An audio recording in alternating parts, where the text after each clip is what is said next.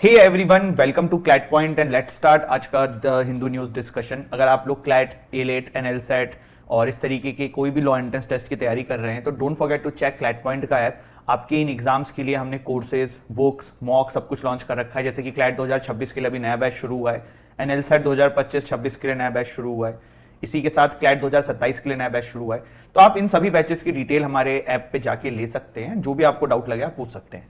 यहाँ पे देखिए, सबसे पहले आज की द हिंदू की फ्रंट पेज की न्यूज़ है कि हिंदी एंड संस्कृत नेम से नए बिल्स आ रहे हैं पार्लियामेंट में और इसको लेके जो है वो अपोजिशन काफ़ी नाराज है।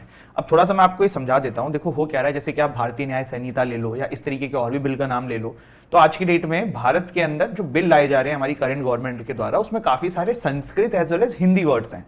जैसे कि यहाँ पे भारतीय वायुयान विधेयक पे चर्चा हो रही थी, तो उसी में ये ऑब्जेक्शन उठाया गया साउथ इंडिया के जो हमारे रिप्रेजेंटेटिव्स हैं उनके द्वारा कि भाई आप हिंदी नाम इसका क्यों कर रहे हो।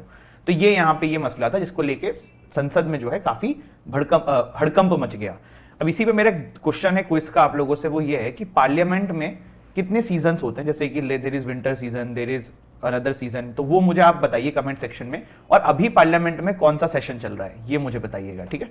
चलिए, अब आज का सेशन में हम सबसे इंपॉर्टेंट टॉपिक जो सबसे पहला है वो यही है कि भारतीय वायुयान विधेयक क्या है, जिसपे इतनी डिबेट हुई है। वो एक अलग इशू है, वो हमारे एग्जाम के लिए नहीं है, लेकिन ये हमारे काम की चीज है कि ये वायुयान विधेयक है क्या।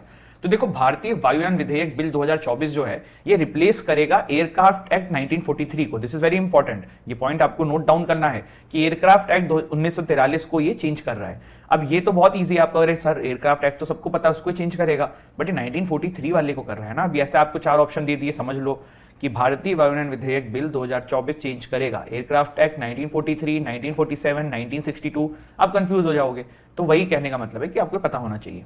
एयरक्राफ्ट एक्ट 1934 जो है इसको चेंज करने की जरूरत क्यों पड़ी, तो आप सिंपल समझ सकते हो। ये 1934 आज़ादी से पहले की बात है, मतलब ब्रिटिशर्स के समय की बात है।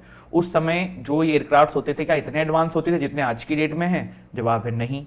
इसी के अलावा उस समय एयरक्राफ्ट रेगुलेशंस आज की तरह थी नहीं। प्लस आप अगर पुराना एयरक्राफ्ट एक्ट पढ़ेंगे तो उसमें काइट, बलून, उनको भी एयरक्राफ्ट कैटेगरी में डाला हुआ था, ये सब भी चीजें थी। तो aircraft act 1934 is an act to make better provision for the control of the manufacture, possession, use, operation, sale, import and export aircraft. तो ये बोला जा रहा है इसको क्यों चेंज किया जा रहा है, क्योंकि ये करने की नीड थी।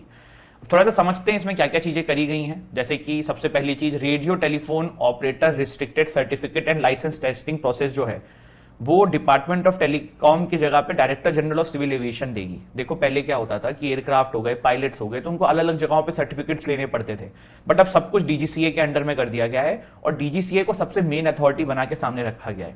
तो वही चीज यहाँ पे कही जा रही है। सेंट्रल गवर्नमेंट को भी यहाँ पे काफी पावर बढ़ा दी गई है, जैसे कि कोई रूल बनाने का, कोई कन्वेंशन इंप्लीमेंट करना है या कोई नया रेगुलेशन लेके आना है तो सेंट्रल गवर्नमेंट उसके ऊपर रूल बना सकती है और वो तुरंत फॉलो करना पड़ेगा। To also issue order in emergencies in the interest of public safety and tranquillity, तो यहाँ पे ये कंट्रोल भी सेंट्रल गवर्नमेंट को दिया हुआ है।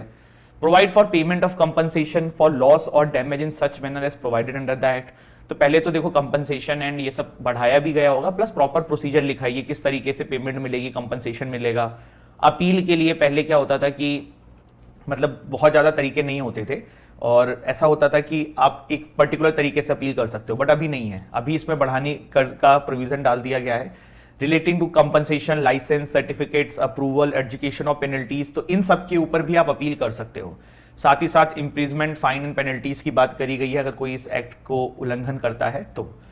गवर्नमेंट ने ऑल्सो चेंज किया है डेफिनेशन ऑफ एयरक्राफ्ट। जैसे कि मैंने आपको बताया पहले बलून्स, ग्लाइडर्स, ये सब भी एयरक्राफ्ट कैटेगरी में आ जाते थे, बट अब डेफिनेशन को प्रॉपर स्ट्रिक्टली करके एयरक्राफ्ट के परव्यू में रखा गया है।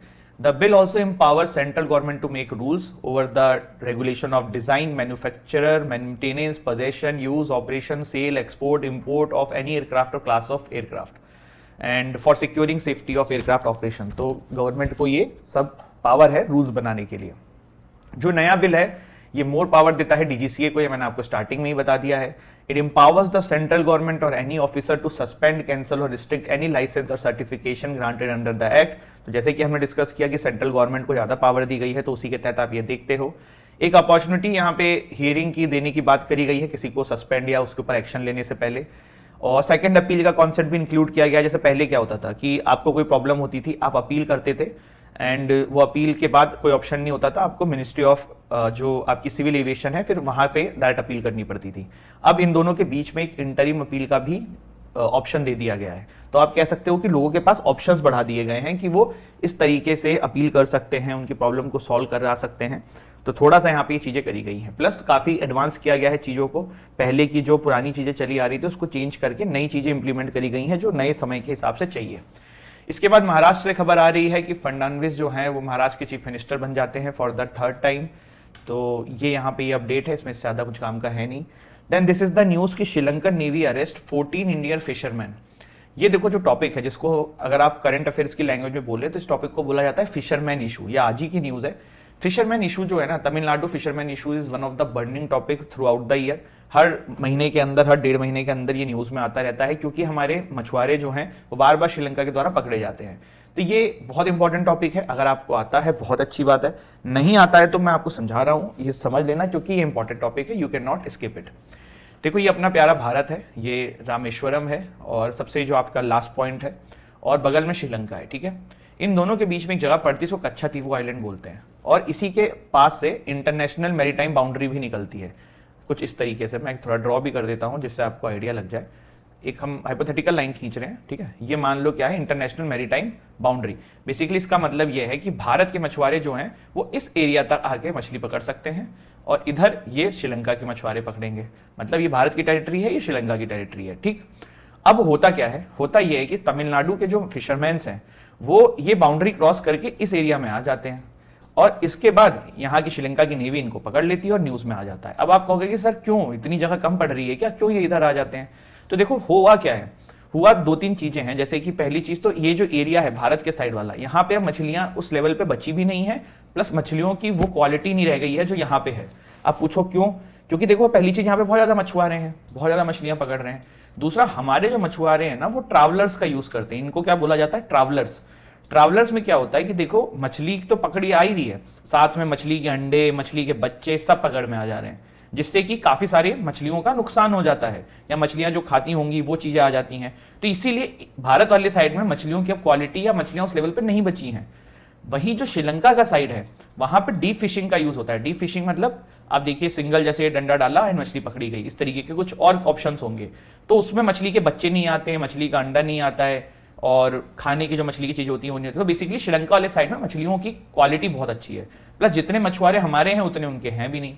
और सबसे इंपॉर्टेंट चीज जो श्रीलंका के साइड में, देखो पहले क्या होता था, 2009 से पहले ये जो जाफना वाला रीजन था ना, श्रीलंका में सिविल क्राइसिस थी, तो यहाँ पे इतने लोग मछली उछली पकड़ते ही नहीं थे। तो उस समय भारतीय आराम से आते थे, मछली पकड़ के चले जाते थे, तब कोई कुछ बोलता नहीं था। बट अब श्रीलंका ने इतना बोलना शुरू इसलिए किया क्योंकि यहाँ के जो मछुआरे हैं ना उनको अब दिक्कत होने लगी है, क्योंकि अब यहाँ पे सिविल वॉर और खत्म हो गया है। ये लोग मछली पकड़ने आते हैं तो इनका ये कहना है कि भैया जब सब इंडिया वाले पकड़ ले जाएंगे तो हम क्या करेंगे, तो वो चीज हो जाती है, ठीक है। अभी जो कच्छातीवू आइलैंड मैंने आपको बोला, ये नाम आपने काफी बार सुना होगा। प्राइम मिनिस्टर मोदी जी ने भी इसी साल के आई थिंक स्टार्टिंग में ये स्टेटमेंट दी थी कि कांग्रेस की वजह से कच्छातीवू आइलैंड जो है श्रीलंका को चला गया। तो अब ये क्या मसला है, मसला ये है, देखो ये जो इंडिया श्रीलंका का ये बॉर्डर इशू है ना, ये मैरीटाइम बॉर्डर इशू, ये आज का नहीं है। ये तब है जब श्रीलंका सीलोन होता था, जब इस पे ब्रिटिशर्स राज करते थे। 1921 से ये युद्ध, मतलब युद्ध नहीं बोलेंगे, ये एक डिस्प्यूट टाइप का चला आ रहा है। तब हुआ क्या कि इंदिरा गांधी जी की सरकार के टाइम पे उन्होंने डिसाइड किया कि यार इस प्रॉब्लम को सॉल्व करते हैं। तो सॉल्व करने के लिए उन्होंने एक इंटरनेशनल मैरीटाइम प्रपोज करी। उसमें कच्छातीवू आइलैंड जो है इंडिया के पास होता था, ये इंडिया का पार्ट था। यहाँ पे पहले तमिलनाडु के मछुआरे आते थे, मछली पकड़ते थे, यहाँ रात में रुकते थे, चले जाते थे। बट 1975 में जब ये एग्रीमेंट हुआ तब एक कच्छातीवू आइलैंड श्रीलंका को दे दिया गया। अब जब से ये दे दिया गया है तब से साउथ के जो मछुआरे हैं उनको बहुत इशू होने लगा है कि पहले ही हमारे अंडर में होता था, हम तो श्रीलंका के एरिया में जा ही नहीं रहे हैं, हम तो कच्छातीवू आइलैंड के पास जा रहे हैं जो कि हमारा पार्ट था, हमारे पूर्वज यहाँ पे पुराने समय से मछली पकड़ते हुए आ रहे हैं। तो ये सब बातें यहाँ पे चल रही थी, और इसी के लिए अभी प्राइम मिनिस्टर मोदी जी ने भी इस आइलैंड का जिक्र किया था। अब एक चीज ये भी आपके दिमाग में आ रही होगी कि सर ट्रैवलर्स ज्यादा अच्छे हैं कि डीप फिशिंग, प्लस श्रीलंका वाले ट्रैवलर्स क्यों नहीं पकड़ से मछलियां क्यों नहीं पकड़ लेते हैं? देखो ट्रैवलर्स स्पीड वाइज अच्छा है, क्यों? क्योंकि कम समय में आप बहुत ज्यादा मछली पकड़ लोगे, इसमें तो एक दो एक बार में आएंगी। तो ये थोड़ा सा कॉस्टली प्रोसेस है। तो श्रीलंका के मछुआरे अभी इतने संपन्न नहीं है जितने हमारे साउदर्न इंडिया के हैं, तो वो लोग ये जो कॉस्टली प्रोसेस है इसको अफोर्ड कर ले रहे हैं, ठीक है। दूसरा, ट्रैवलर्स के द्वारा मछली पकड़ना इंटरनेशनल लेवल पे अच्छा नहीं माना जाता है, सभी लोग इसको मना ही करते हैं कि ऐसा मत करो। इवन हमारी गवर्नमेंट ने बहुत सारी स्कीम्स चलाई हैं साउथ इंडियंस के मछुआरों के लिए कि आप ट्रैवलर्स का यूज ना करें। क्यों ऐसा कहा जाता है? क्योंकि देखो, जब मछली के बच्चे मर जाएंगे, मछली के अंडे नष्ट हो जाएंगे, तब उनका जनसंख्या कैसे बढ़ेगा? तो फिर आपको प्रॉब्लम होगी जो अभी देखने को मिल रही है इंडिया में। इसीलिए भारत में इसको मना किया जाता है। दूसरी चीज, श्रीलंका के साइड में ट्रैवलर्स ऐसा नहीं कि मना है, वहां के जो मछुआरे हैं वो इतने संपन्न नहीं है, तो ये जो डीप फिशिंग वाला टेक्निक होता है थोड़ा इजी होता है, सस्ता होता है, डंडा लेते हैं उसमें वो लोग कांटा वाटा अपना फंसा के मछली पकड़ते हैं, तो इसीलिए दे यूज दिस प्रोसेस। तो यहाँ पे ये चीज है इस दोनों के बीच में। और कच्छातीवू आइलैंड का कॉन्सेप्ट क्या है वो भी मैंने आपको बता ही दिया है। इसके बाद cyclone fungal exposes poor standard in Chennai airport pilot proficiency. देखो, ये कैप्टन है जो खुद पायलट रहे होंगे, उनके द्वारा एक आर्टिकल लिखा गया है द हिंदू न्यूज़पेपर में। आप सभी ने ये वीडियो सोशल मीडिया पे देखी होगी, जिसमें एक फ्लाइट जो है इंडिगो की, वो जो सरफेस है जहाँ पे फ्लाइट लैंड होती है उस पर टच करते ही वापस ऊपर उठ जाती है, ठीक। और इससे पहले भी एक दिन पहले भी एक घटना घटी थी, 29 नवंबर को भी इस तरीके की एक इंडिगो की फ्लाइट के साथ घटना घटी थी, बट वो रात में थी तो इसके लिए उसकी कोई वीडियो नहीं है, ये इसी आर्टिकल में लिखा हुआ है। अब राइटर ने यहाँ पे जो है ना वो बातें बोली हैं कि भाई ये ऐसा नहीं है कि इतनी कोई खराब सिचुएशन थी कि ये नौबत आई। प्रॉब्लम ये है कि आज की डेट में जो ये नई नई एविएशन कंपनीज है ना, ये प्रॉपर स्टैंडर्ड्स का फॉलो नहीं करती हैं किसी भी पायलट को हायर करने के लिए या ट्रेनिंग देने के लिए। साथ ही साथ इन्होंने बोला कि मैनुअल फ्लाइंग स्किल जो है ना लोगों की खत्म करते जा रहे हैं। जैसे कि पहले क्या होता था कि जो पायलट्स होते थे वो मैनुअली सारी फ्लाइट रन करते थे, इतना ऑटोमेटेड चीजें नहीं होती थी, बट अब क्या है, टेक्नोलॉजी के आने से ऑटोमेशन में ज्यादा चला गया है, तो ये जो कंपनीज है ना ये ज्यादा ट्रेन नहीं करती हैं। अब आप कहोगे सर इस फ्लाइट का हुआ क्या था? देखो, ये फ्लाइट यहाँ पे जब लैंड करके वापस ऊपर गई थी, फिर आई थिंक राउंड लगा के वापस लैंड हुई थी, सेफली लैंड हो गई थी, तो वो पहली बार में भी हो सकता था, देर मतलब अब जो भी प्रॉब्लम रही हो that's an other issue, but ऐसी चीजें यहाँ पे देखने को मिली है। आप लोगों को इसी अगर फ्लाइट कैजुअलिटीज पे एक मूवी देखनी है तो अजय देवगन की एक मूवी आई थी, आई थिंक फ्लाइट ही नाम था या समथिंग नाम था, आप सभी को देख लेनी चाहिए वो मूवी। इट वॉज वेरी मतलब गुड मूवी टू अंडरस्टैंड कि कैसे ये सिविल एविएशन और क्या ये काम करता है, कैसे चीजें चलती हैं, तो वो काफी आपको हेल्पफुल मिलेगा, ठीक है। तो दिस इज इट, ये था हमारा आज का सेशन। हमने साइक्लोन फंगल का इशू जो चेन्नई में पड़ रहा है उसके बारे में देखा, देन हमने और एक और जो मैं आपको अजय देवगन की मूवी बता रहा हूँ, ये मूवी एक्चुअल में एक ओरिजिनल घटना पे घटी थी 2014 में। There was a flight from I think UAE या सऊदी अरेबिया जो आ रही थी कोच्चि केरला में, और सिविल एविएशन जो मूवी के अंदर दिखाया गया है कि कैसे कुछ अथॉरिटीज के मिस्टेक्स के वजह से, मिसकम्युनिकेशन के वजह से एक इस तरीके की सिचुएशन क्रिएट हो गई थी कि जब पायलट ने फ्लाइट को लैंड कर रहा था फाइनली, तो वो स्टेटमेंट दे रहा था कि मे डे मे डे मे डे। ये आपको मैं यहाँ पे एक और नई चीज बता देता हूँ अगर पता नहीं हो तो, अगर कोई जो पायलट है वो मे डे करके अनाउंस कर देना, दैट मीन्स कि दैट इज द एंड, कुछ भी हो सकता है, मतलब ये वर्स्ट सिचुएशन है किसी भी फ्लाइट के लिए। और ये मे डे जो है ये उस फ्लाइट में घोषणा कर दी गई थी, ऑल्दो वो फ्लाइट सक्सेसफुली लैंड कर ली गई पायलट के द्वारा, लेकिन ये घोषणा थी और 2014 की ही ये घटना है, तो उस पर वो मूवी बनाई गई थी अजय देवगन जी के द्वारा। तो हमने यहाँ पे साइक्लोन फंगल के बारे में देखा, हमने कच्छातीवू आइलैंड क्यों न्यूज में है, क्यों मोदी जी इसको बोलते हैं, प्लस ये जो तमिलनाडु का फिशरमैन इशू है जो आज के न्यूज में फिर आया है कि हमारे फिशरमैन इन्होंने पकड़ लिए हैं। अब इसमें होता क्या है, इसमें ये होता है कि भारत की सरकार इनको छुड़वाती है, फिर ये वापस भारत को दे दिए जाते हैं, लेकिन श्रीलंकन नेवी जो है हर चौथे पांचवें छठवें दिन कुछ ना कुछ इंडियन फिशर्समैन को अरेस्ट करती है। और ये जो साउथ इंडियन फिशरमैन है वो इतना ज्यादा रिस्क क्यों लेते हैं? क्योंकि बहुत ज्यादा फायदा है, जैसे ही इंटरनेशनल मैरीटाइम बाउंड्री क्रॉस करते हैं तो अगर ये यहाँ पे 10 मछली पकड़ते हैं तो यहाँ पे ये 100 पकड़ सकते हैं, तो मतलब वो अर्निंग का बहुत ज्यादा रास्ता खुल जाता है। फिर महाराष्ट्र के नए चीफ मिनिस्टर फिर से बन जाते हैं फडणवीस साहब, तो ये न्यूज है। देन हमने ये बिल के बारे में देखा, दैट इज वेरी इंपॉर्टेंट, जिसका नाम है भारतीय वायुयान विधेयक बिल 1943 एयरक्राफ्ट एक्ट को ये चेंज कर रहा है। क्यों किया गया? पुराने समय का कानून था, उसको चेंज करने की जरूरत है, चीजें नई आ चुकी हैं, टेक्नोलॉजीज नई आ चुकी हैं, प्लस कुछ बेकार से उसमें डेफिनेशंस थी एयरक्राफ्ट को लेके, तो वो सब भी चेंज किया गया है।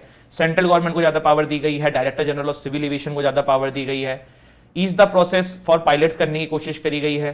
साथ ही साथ कंपनसेशन, अपील्स, फाइन्स, पेनल्टी सब कुछ बहुत क्लियर तरीके से नोट डाउन कराया गया है, बताया गया है, सारी जो भी खामियां थी वो सब खत्म करने की कोशिश करी गई है।